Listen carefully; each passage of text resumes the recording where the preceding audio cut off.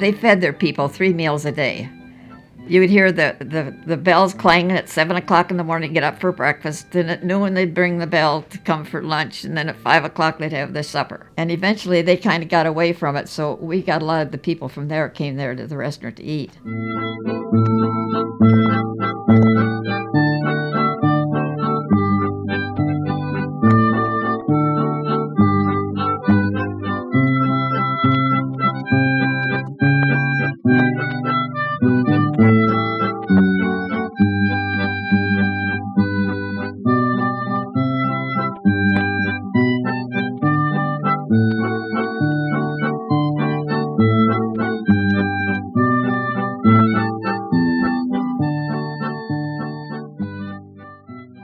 Howard Warner rented rooms there and had places there at that time, you know. We always called him Uncle Howard. Oh, he was nice. He was very stern.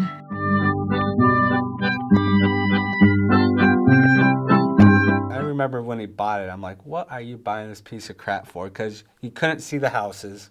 I remember driving our tractor down here to cut the brush in the back because it was taller than the tractor and I put together, and I'm in there cutting all these grapevines and these small trees, and there's big piles of asphalt that were piled up. You couldn't see them. I mean, the property was in real bad shape, but he made the Colonial's first an assisted living house. They made it into a bed and breakfast, and back to an assisted living house, and there was a bed and breakfast, and now it's a weekly rental.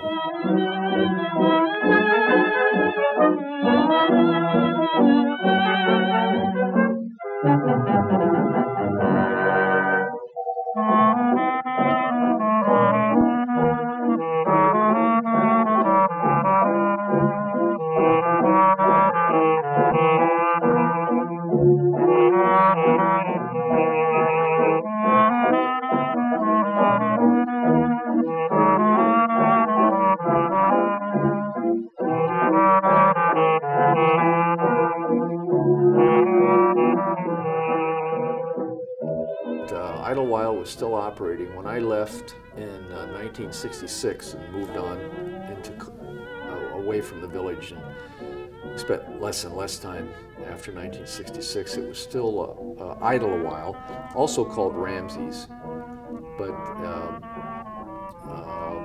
and then the next thing I remember is that it closed down, but in a particular year I couldn't tell you.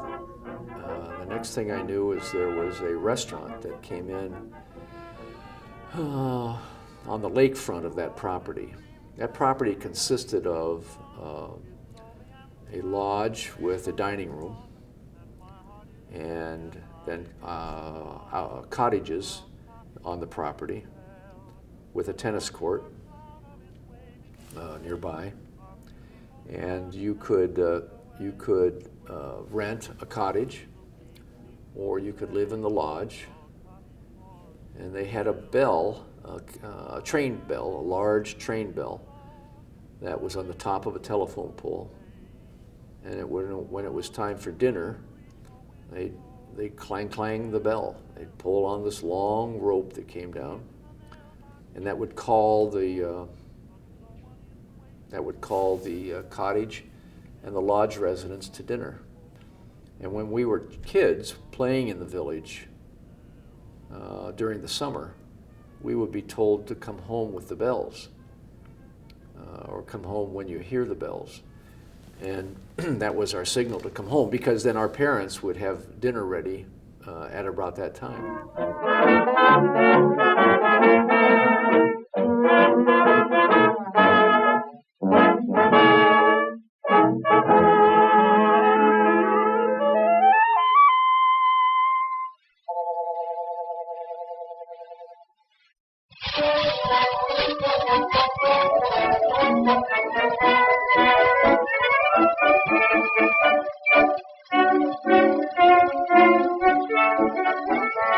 Come, dear Jane, now let's get together. Don't you love that nice summer weather?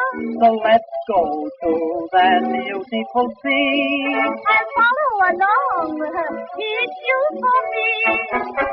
Anything that I would suggest to you.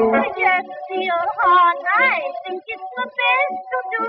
So jump in my Ford. All aboard. Gee, I want to be by the sea, by the sea, by the beautiful sea. You and I, oh how happy we'll be. When each wave comes rolling in, we will duck or swim, and we'll float and fool around the water, over and under, and then up forever. Our is rich and my is rich, so now what do we care? I love to be beside your side, beside the sea, beside the sea, by the beautiful sea.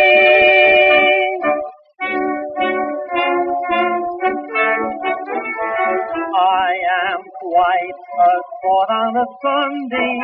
So you eat at child on a Monday. 1965. And at that time I was married and had a little boy, 18 months old, and decided we were going to spend our vacations up here just like I did as a child.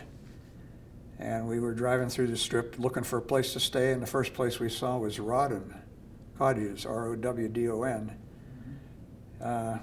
right across from Jolly Drive, right across from the Chamber of Commerce building where it stands today.